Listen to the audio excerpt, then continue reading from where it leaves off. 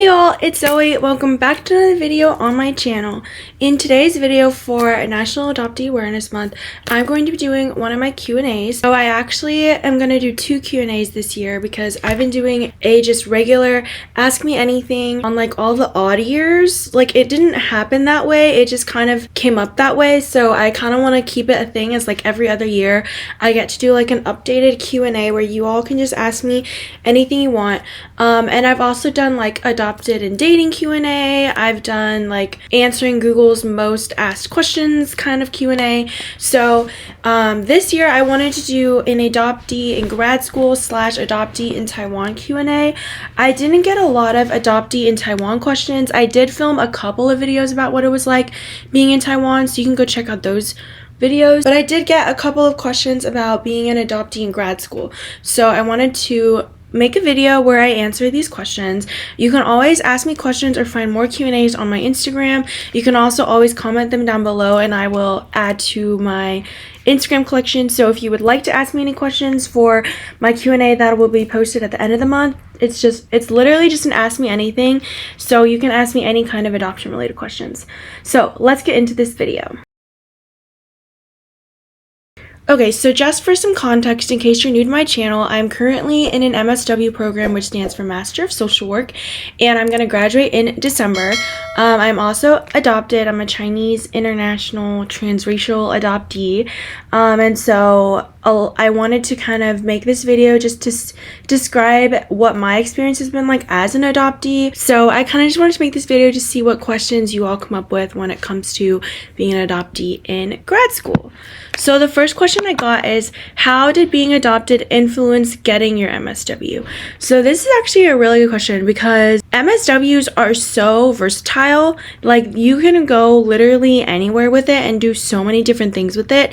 You can be on the micro level and do therapy or do case management work. You can work in schools, in hospitals, in private practice, inpatient, outpatient. Like there's just so many different things you can do. And then you can go on the macro side of things and you can work in policy, you can do community engagement, you can do management and leadership. Just so many things that I didn't really know was possible. And of course the typical caseworker, adoption worker, foster care worker, kind of social worker as well. So for me, I graduated with a bachelor's in psychology and I really wanted to focus on working with adoptees because of my adoptee identity, and I wanted to work with them in a mental health capacity because I always felt like growing up that not being able to have someone who truly understood my experience in relation to my mental health was something that I really missed out on, and I wanted to be that for other people. I wanted to be a voice for them, be able to know where they're coming from and understand them from a different lens. And so that's what kind of drew me towards psychology and therapy, and that's what led me to my MSW. Additionally, because of the whole policy side and social justice side of social work, I've always been a huge adoptee advocate. If you know me at all, you know that I do a lot with the adoption community, with navigating adoption, and just lots of other things in general. And so that also influenced me getting into social work because I was able to continue my advocacy work in policy and social justice, focusing on things like the Adoptee Citizenship Act and just figuring out how to help adoptees from a macro level as well as a micro level. So those are kind of what drew me into my MSW. Do you feel comfortable sharing your identity? I do feel comfortable sharing my identity. I mean, I have a whole YouTube channel about it, but it's definitely not like the first thing I say when I meet people, but I definitely feel comfortable sharing with people like as I get to know them and as I talk to them. And also in classes, I have shared it before depending on what the introduction is like. For example, I was taking a policy class and they asked why we decided to take this class, and I talked about being adopted and how I'm interested in looking at like adoption policies, both international and domestic. So I do feel comfortable sharing about it. I'm always open to talking about it. I do a freaking Q&A on it, so yeah, I really enjoy talking about it. How do you navigate difficult conversations in classes? Oh, this is a good question. I'm trying to think of difficult conversations that I've had. I mean, Luckily, in the social work program, a lot of people really align with my beliefs and values because we all decided to go into the same field. So there have been times where we have had really, really good conversation. But I think when it comes to conversations about like foster care system or the adoption system, it like kind of like a light bulb almost goes off in my head of like, oh, I really need to pay attention to where this conversation is going. And so I think for me, it's mostly just listening, trying to understand the other person's perspective, and then figuring out if it's the right time for me to say something and either correct them or add my own knowledge to the conversation or not. I am not huge on speaking up in classes, only sometimes. So it would really just depend on the context of the situation. Do you think your curriculum is inclusive of adoptees? Well, okay, here's the thing. I haven't taken a lot of the child welfare classes.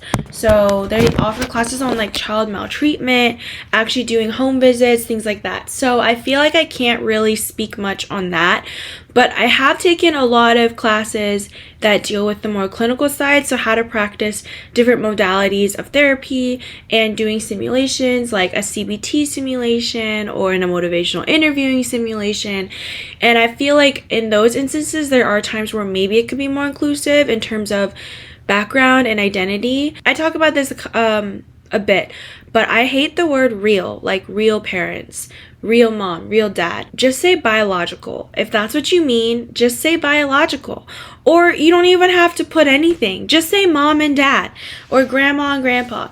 And so I think there have been times where maybe I've gotten like a scenario and they say my real, like the real mom or the real dad. So I feel like in those instances, yes, it needs to be more inclusive. Or if you're giving like background on a client for like a client case study, just like remembering that adoption is a thing and it can impact people. As far as I can remember, I haven't had any huge like really big red flags.